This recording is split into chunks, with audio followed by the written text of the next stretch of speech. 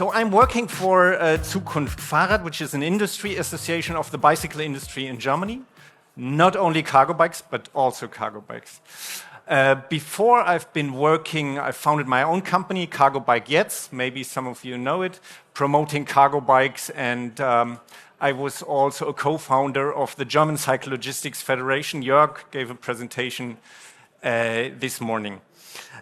When I first spoke at an international cargo bike festival, I think that was 2013 or 14, I gave a presentation on cargo bike sharing.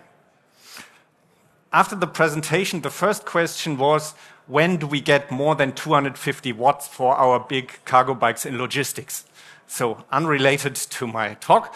And I had to answer, this is a complex European topic.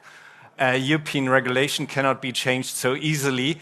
It's more than 10 years now. Nothing has happened in that field. But maybe we have an opportunity now. Just a quick impression of the members. I think that's way too small. That Zukunft Fahrrad is representing. You see big companies from the bicycle industry like Brompton. We have companies who have been exhibitors, for example, last year here, 3x3. Also, you see cargo bike manufacturers like Chike, Cargo, Cycle is more delivery bikes. So it's a big spectrum of the bicycle industry. And I'm the guy leading the expert group on cargo bikes and trailers. And this is why I also have to deal with the regulatory European stuff that is going on. And you may have heard of the proposal of the German Cycling Industry Association, ZIV, that's the traditional manufacturers association in Germany, suggesting certain limits on the e-bike 25. The background of that is actually the scooters. The scooters came up in all across Europe, and there was no regulatory framework. Annika has explained the situation. Then the member states came up to the European Union and say, how should we regulate this? We need a regulation. The EU Commission since then has looked into the so-called personal mobility devices.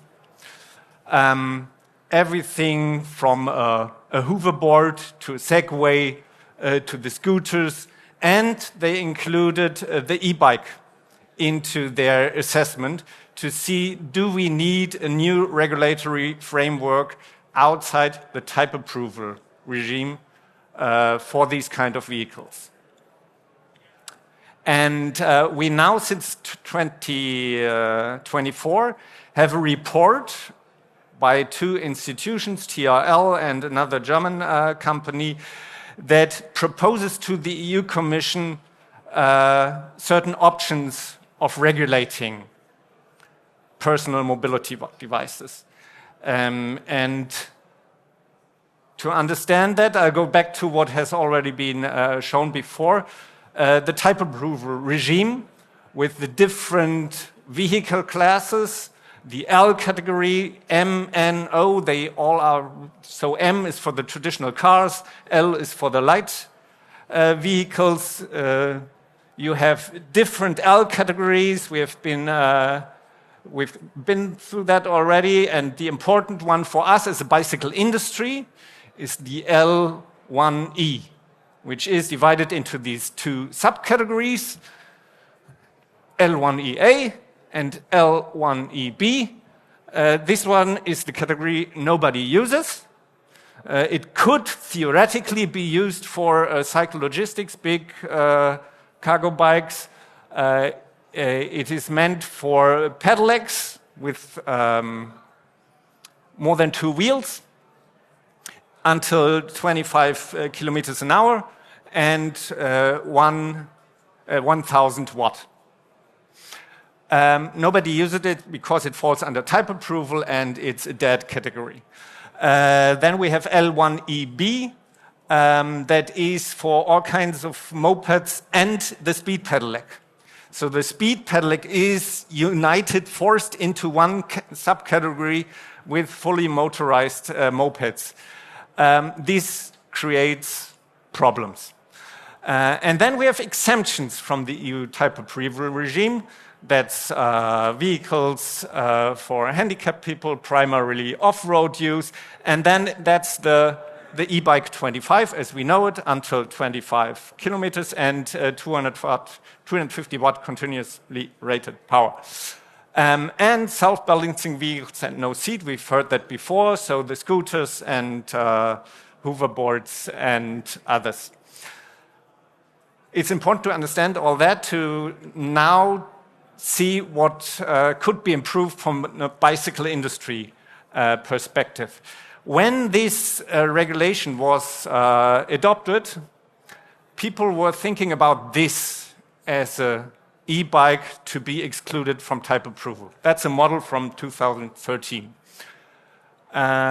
People didn't think about cyclo-logistics cargo bikes like we know them today, like they are around here. They didn't know about Van Ram bikes for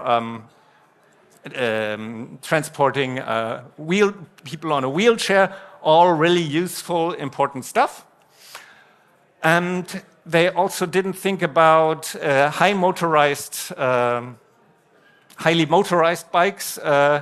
We have a development of electric assist, and you may have heard the news that now the first motors come up with 1,000 watt peak power, which is quite a lot. Others, and there's kind of arms race for more and more power. That's in the mountain bike sector very strong, but also the cargo bikes, of course, do need more motor power to come up steep hills. We also have the challenge, especially here in the Netherlands, and this is a photo from the Netherlands, with the fat bikes. Not because they are fat bikes, not at all, fine, wonderful, everybody can ride fat bikes, but if they are tuned above what is allowed by law, we have a problem. They are illegal, and this creates challenges, or not challenges, threats, and there is in the mainstream bicycle industry a big concern that cases like this, where the limits are stretched too far or in an illegal way, this will harm the bicycle industry and the usage rights of e-bikes. Now, the minister here in the Netherlands has suggested mandatory helmets for e-bike riders, youth e-bike riders. So that is something to be watched and to be kept in mind, that very quickly we can see a backlash there as well. So what does this mean for how can we develop now, given that the EU Commission wants to put a new regulation in place for personal mobility devices that will have impact also on other vehicles and creates opportunities for other vehicles, especially also for larger cargo bikes. There could be a new L category, X, that would, for the heavyweight cargo bikes and for speed pedelecs. But then they had their own category of active mobility, so vehicles pedaling, but that would mean they fall under type approval. Nobody really wants that for also the big cargo bikes, and the S-pedelec that shows there could be more S-pedelec use, speed pedelec use, if they would not fall under type approval. The other option is to have the existing L1EA category, to improve it, to make it useful for heavyweight cargo bikes. But the potential among within the type approval regime is, of course, limited. And then there could be, and that is could be an option for the speed pedelecs to have their own category, so divide them from the mopeds and have their own speed pedelec category.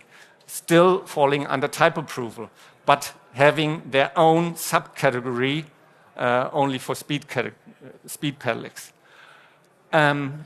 Or outside type approval, we could look for new opportunities to regulate bicycles as active mobility, and divide them between the speed pedelec, the heavy pedelec. We called it that. We have in German the term S-pedelec for speed pedelec, and H pedelec would be the heavy pedelec. That's just one proposal. There are other proposals going around, like the commercial cargo bikes that Jörg has presented this morning. And then there is, of course, the normal e-bike, which will remain, 250 watt maximum rated power, and potentially new limitations on peak power and weight. And for us, coming from the bicycle industry perspective, it's important to make a division between those as forms of active mobility, where pedaling is an important part of the energy that goes into the machine, is divided from fully electric personal mobility devices, and also from other LEVs that fall into other categories, but that's not our business to talk about regulation of them. But vehicles or bicycles with pedal assist should have their own framework as active mobility, with all the divisions that need to be drawn between then the S-pedelec, the heavy pedelec, and the normal e-bike. Within such regulation, then a heavy pedelec could have more power than the 250 watts. Open for debate, that needs to be discussed by the industry. But on the other side, it probably needs some kind of training, mandatory training, maybe also a helmet, but that also needs to be discussed. We as an industry, as the whole bicycle industry, including the cyclologistics companies and producers of cyclologistics, need to think about that, need to think about a framework, a regulatory framework within that, what is coming now in the EU, that enables cyclologistics, but also takes into the consideration that the mass market of the e-bike is not threatened. And that was it. I take the first sentence, it may be a little tough, but it's coming from a YouTuber who did a great video on these 1,000 watt electric assist mountain bikes, and what they mean for what they could mean for a backlash for the bicycle industry in total.